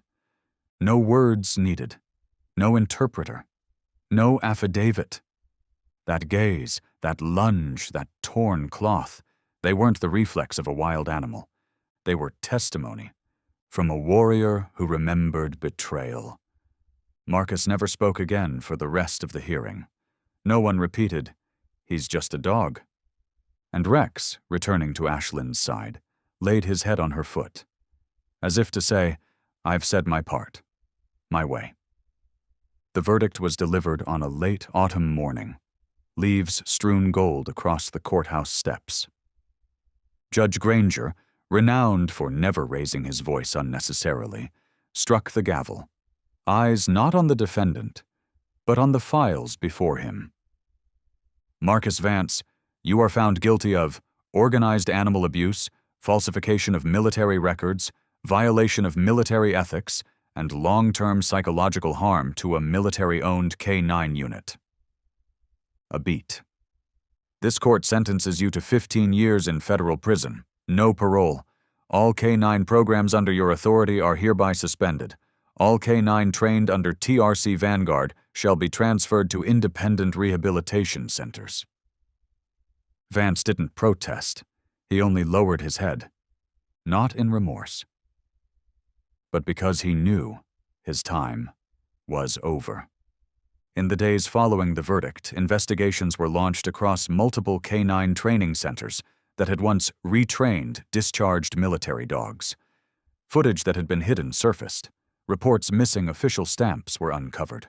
Dogs long erased from rosters were found, traumatized, injured, or worse, no longer alive. Former officers who had stayed silent began to speak. They told of howling in the night, of eyes that once lit up at the sound of a name, then dulled over the years behind cages. Rex's story had opened the floodgates, and there was no stopping the current. Within 6 months of the ruling, Senator Caroline Hale, daughter of a veteran who once served alongside a military dog, submitted a new bill to Congress, Rex's Law, the Military Working Dog Protection Act. Key provisions included officially recognizing K9S, who served in combat as honorary veterans, outlawing all forms of physically or psychologically harmful training, holding military units legally accountable for the treatment of K9S post-service, allocating federal funding for rehabilitation centers and PTSD support, allowing veterans to petition for custody of their former K9 partners when appropriate. The bill passed with 97% approval in its first vote, an almost unanimous consensus. Ashlyn did not speak at the congressional hearing. She declined every invitation. But on the day Rex's Law passed, she brought Rex to the steps of Capitol Hill. Not to enter, just to stand quietly beneath the fluttering flags. Lily was with them. She hugged Rex tightly and whispered into his ear, "No one gets to hurt you anymore." Rex wagged his tail. Not wildly, but sincerely. Back at Haven Hollow, Ashlyn built a new wooden wall along the side of the center. On it hung a collection of dog tags, those of the fallen, the healing, the searching. In the center of the wall, carved into cedar, "We don't teach you how to fight. We help you find your way home." And beneath it, a small bronze plaque. Rex's Law, written not in language but in loyalty. Marcus Vance was transferred to a military correctional facility. He did not appeal. Once, a reporter asked him through the glass partition, "Do you feel any regret?" Marcus didn't answer. He only stared at the slit in the door, where sunlight never quite reached. Some said that ever since his imprisonment, every time a dog barked in the yard, Marcus would freeze like stone, motionless. No one knew what he was thinking. No one cared anymore, because history had been rewritten, not with closing arguments, not with plaques or ranks, but with a single look from a dog in a courtroom who spoke the truth no one else dared to face. Winter came early that year in Fair Lake. By 6 o'clock, darkness had already blanketed the sky. Dry winds rustled over the roof of Haven Hollow, sweeping across the porch steps where Rex used to sunbathe each afternoon. But now, his body lay quietly curled beside the warm wooden wall on top of Ashlyn's old blanket, beside a water bowl untouched, and 2 people sitting near. Ashlyn placed her hand gently on Rex's chest. His heartbeat was slow now. Software like someone lightly knocking on a window in the night. She had lost count of how many times her hand had rested there, on the heart of a warrior that once pulsed with command, with instinct, with adrenaline, in deserts, in chaos, in gunfire. Now it flickered like a dying ember beneath a hush of ash. Lily sat close by, clutching a storybook she hadn't opened. She'd stopped reading aloud days ago, not because the stories had run out, but because Rex could no longer hear them clearly. He barely ate, only drank water. Each trip to the yard left his legs trembling. "He's old now," the vet had said, "and he's lived more than any dog I've ever met." Ashlyn nodded. But inside, she wasn't ready, even though she knew. Rex had been ready for a while. That evening, the sun dropped behind the distant ridge, like the last red coal in the fire. Ashlyn moved a small bed near the window, so Rex could look west, toward the sky where forest kissed cloud. He raised his head, his eyes clouded with age, but still seeing far. And then, slowly, they began to drift inward, back to the sands that never stopped blowing, back to paws pounding hot earth, to the shout of a commander, to silent marches under moonlit desert nights.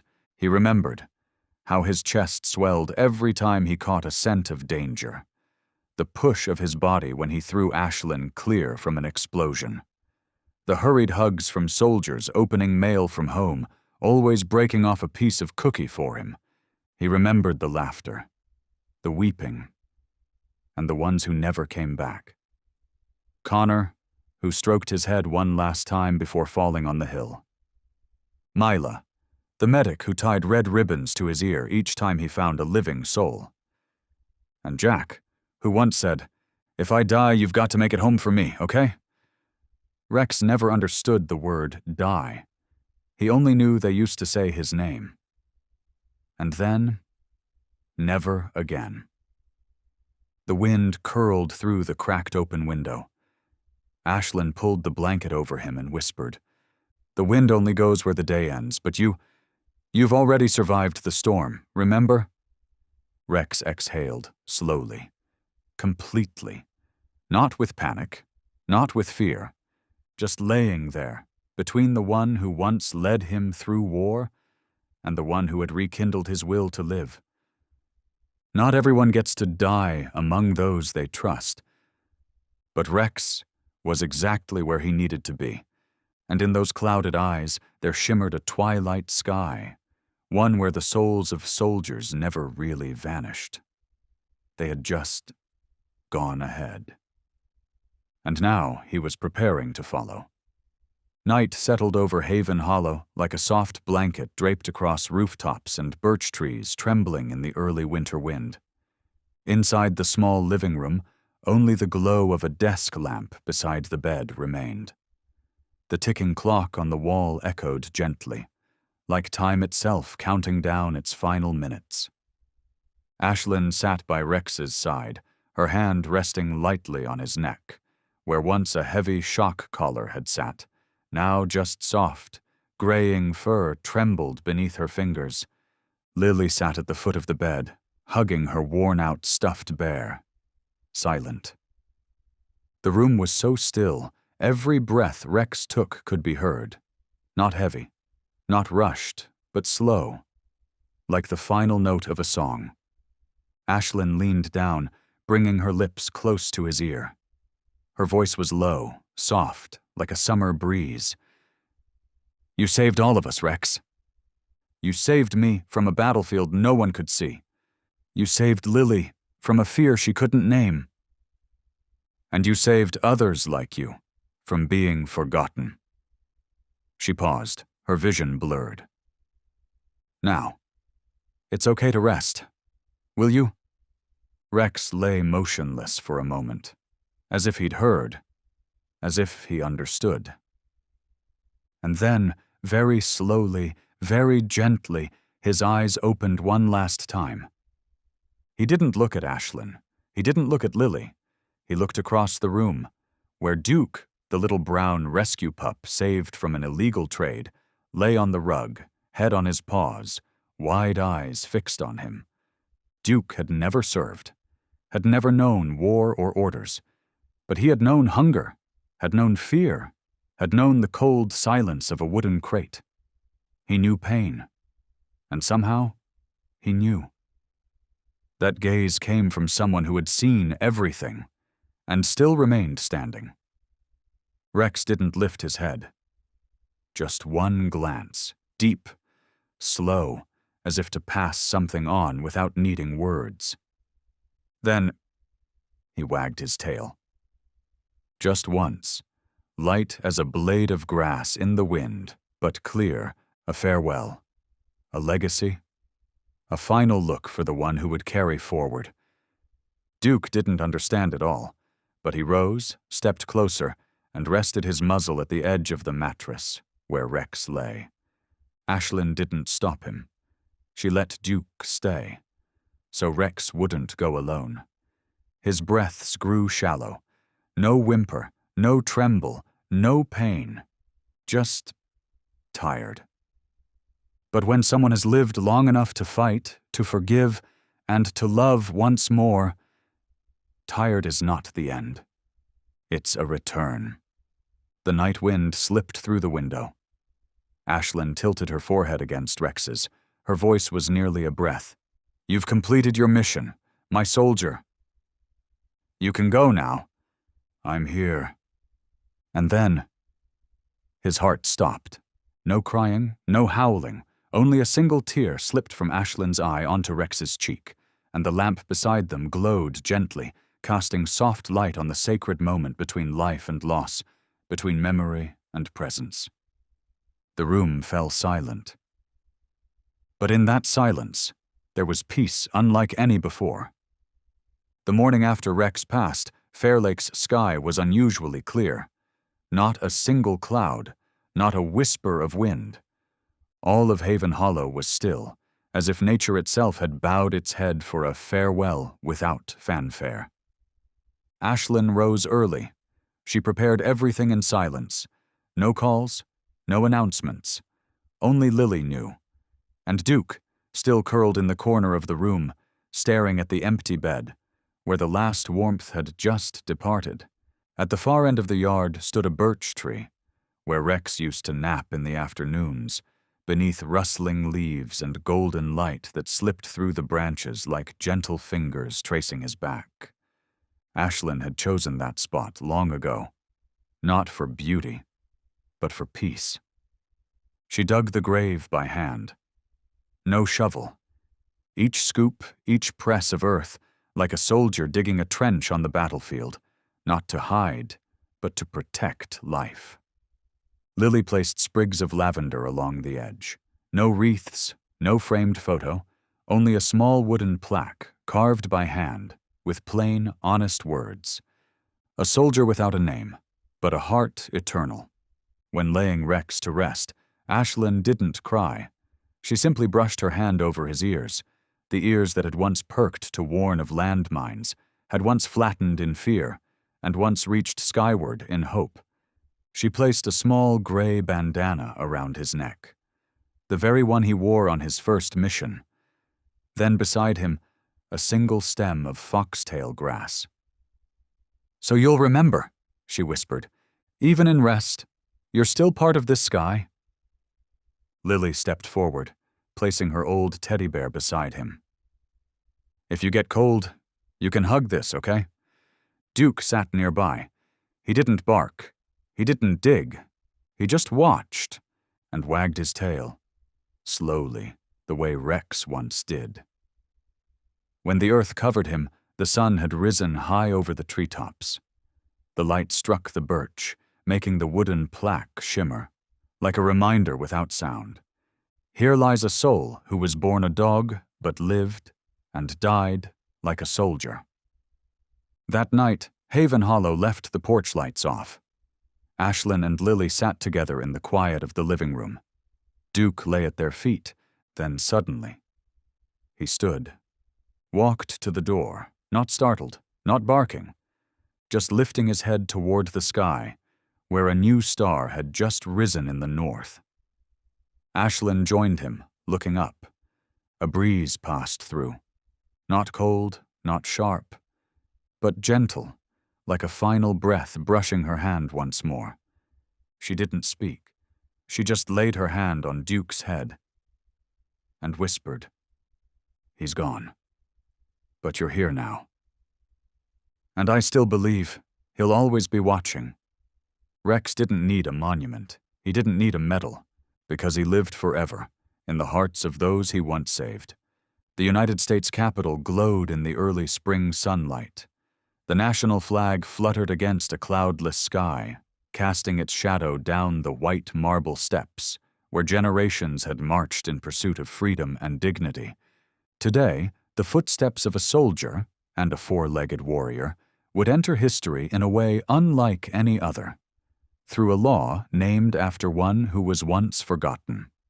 Ashlyn Reed, a veteran who had once chosen silence over pain, now stood at the podium in the Senate chamber.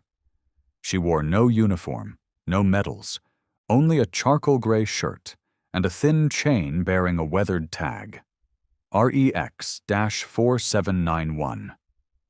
Her voice wasn't loud, but it was steady. Every word seemed to echo across the chamber, settling not just in the walls, but in every heart that listened. I'm not here to ask for pity for a dog. I'm here to demand recognition for a comrade, someone who once saved my life, and then was left in silence for years. She paused, her eyes sweeping over the room, filled with senators, veterans, reporters, and humanitarian representatives. Rex couldn't speak, but if you had seen his eyes, you'd understand. Wounds don't need words to be real. They exist in every scar, in every shallow breath, in every night he curled into himself at the sound of footsteps. Behind her, the screen displayed images in sequence. Rex in uniform, beside Delta IV in the Middle East. Rex in the cage at Vanguard, gaunt, eyes hollow. Rex resting his head on little Lily's leg, the first time after trauma. Rex standing in a courtroom, staring at the man who had hurt him, and choosing not to bite. Ashlyn didn't turn. She kept speaking, calm and unwavering. We call them working dogs, live weapons, training assets. But let me ask you this. What asset hugs you when you cry? What weapon throws itself at a knife for a child it's never met? Rex doesn't need to be called a hero. He just needed to be called by name and treated like a life worth something. She stepped back. A still silence. Then, one by one, without cue or command, every person in the room stood. Not out of obligation, not out of routine, but because some moments in life don't need debate, only the courage to stand, so silence doesn't win again. That afternoon, after 6 hours of deliberation, Rex's law was brought to a vote in the United States Senate. The result, 94 in favor, 4 abstentions, 2 against. A landslide. The law passed. The first legislation in U.S. history to declare military dogs are non-human veterans entitled to humane protection. All forms of physically or psychologically harmful retraining are banned post-service. All K-9 receiving centers must perform regular health checks under certified animal psychologists. Dogs may be recognized as special witnesses in abuse-related legal cases. And most importantly, every dog shall be recorded by name, not a number. When the first printed copy of the law was handed to Ashlyn, she said nothing. She simply opened her wallet and pulled out a faded photo. Rex, tongue out, ears up, seated proudly among his unit, looking right at her as if to say, "We did it." Ashlyn smiled. She didn't cry. She didn't need to, because for the first time in years, Rex had been called by name. Haven Hollow, the following spring. New shoots peeked from the birch hedges. The scent of fresh soil and lavender drifted across the stone paths. From afar, the rustling of tails, scratching at wooden doors, and children's laughter rose in harmony. A living song, no longer silent. At the center of the yard walked a deep brown dog, steady gait, sharp eyes, tail wagging in rhythm like a soldier's march. It was Duke Rex's successor. He needed no training, no command words. Duke simply knew which new arrival needed space, who trembled in the corner, and when to just sit still, waiting for someone's gaze to meet his. A white dog named Orion, recently rescued from an abandoned facility in Nevada, scratched gently at his kennel door. Duke approached, not barking, not growling, just placed one paw softly on the wooden edge. Orion stopped. Duke wagged his tail. And that was enough. At the old fence, Lily, now taller, her hair longer, sat cross-legged on the weathered bench. No teddy bear in her arms, just a newly reprinted storybook titled Voices Without Words. Today I'll tell you the story of a red fox who didn't know how to forgive until he met a silent sparrow. Lily began. Around her, 5 or 6 dogs sat quietly, ears alert, eyes focused. And somewhere in that gentle breeze of spring, between pages read and tails swaying, a legacy lived on. Some dogs sat close by, others lounged lazily on the grass, but none walked away. Because that voice, it sounded just like the old storyteller's voice, the one a tired old warrior once listened to, head resting on Lily's leg, soaking in every word. At the far end of the yard, beneath the birch tree where Rex once rested, a large wooden wall had been built. No paint, no flashy decorations, only small photo prints clipped with steel pins. The dogs who had once been rescued, once terrified, once refused to eat, and eventually, once smiled. There was a photo of Max, the disoriented K9, now guiding a blind veteran. A photo of Luma, once starved, now part of a therapy program at an orphanage. And Milo, who once wouldn't let anyone touch him, now falling asleep each night with his leg draped over his companion. At the center of the wall, a framed portrait carved in wood. R.E.X., the nameless soldier with an eternal heart. Beneath it, a hand-etched message. If a dog can die for you, then he deserves to live as family. Ashlyn walked across the yard with a watering can in hand. She didn't command, didn't leash, didn't call. The dogs followed her like a troop, uniformless but united.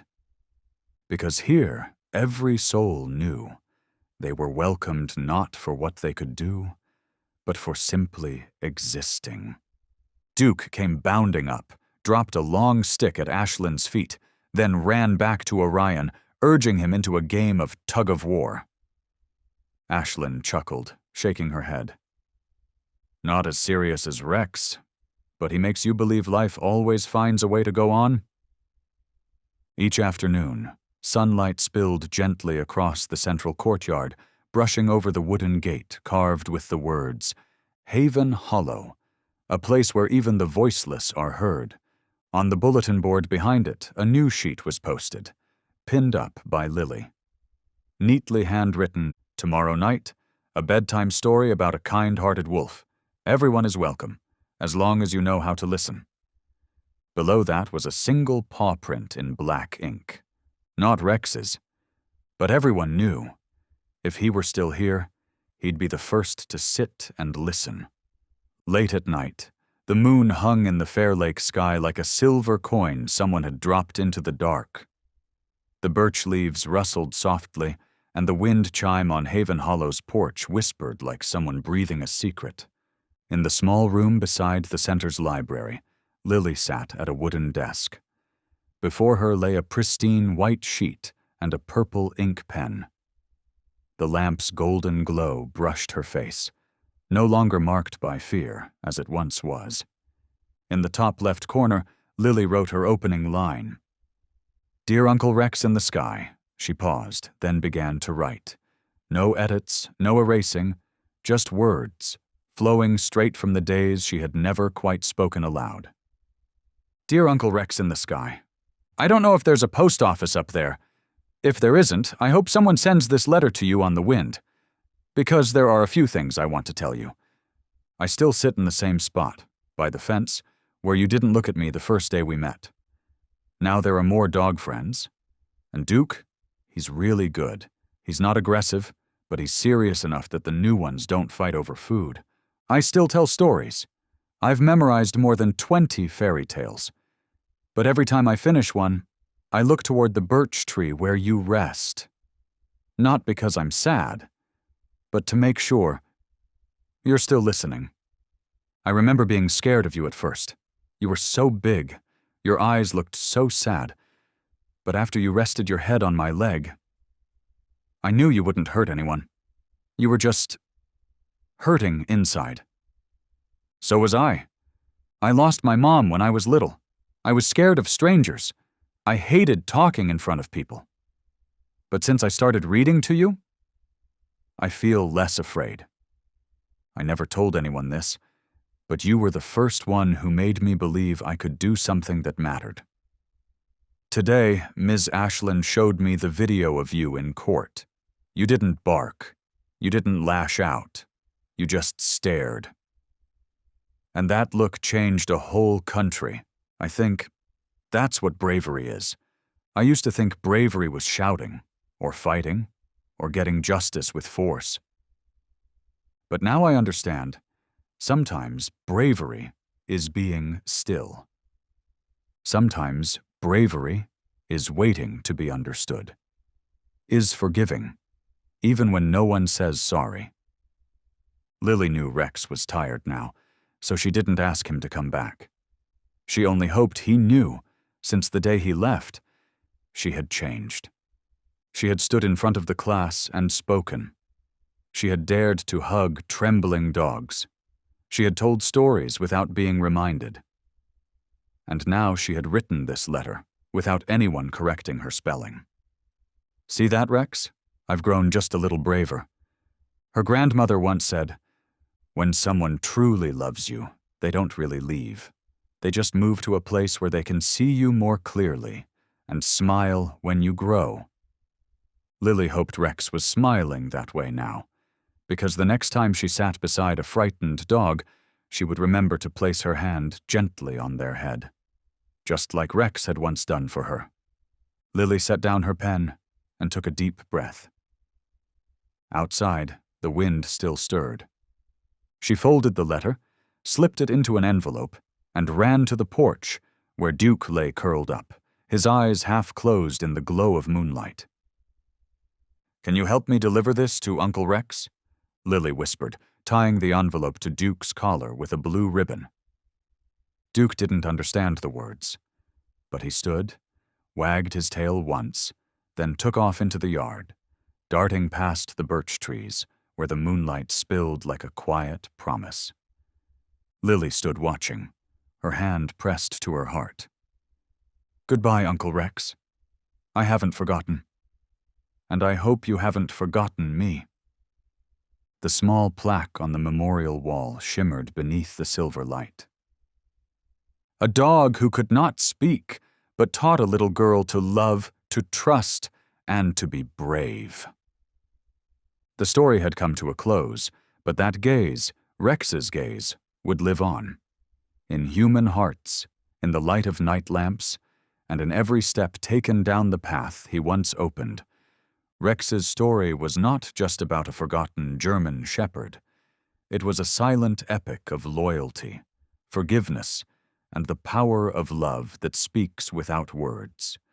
From the fire-scorched fields of war to a courtroom pulsing with tension, from empty eyes to one final wag of the tail, Rex had shown the world that animals are not just pets.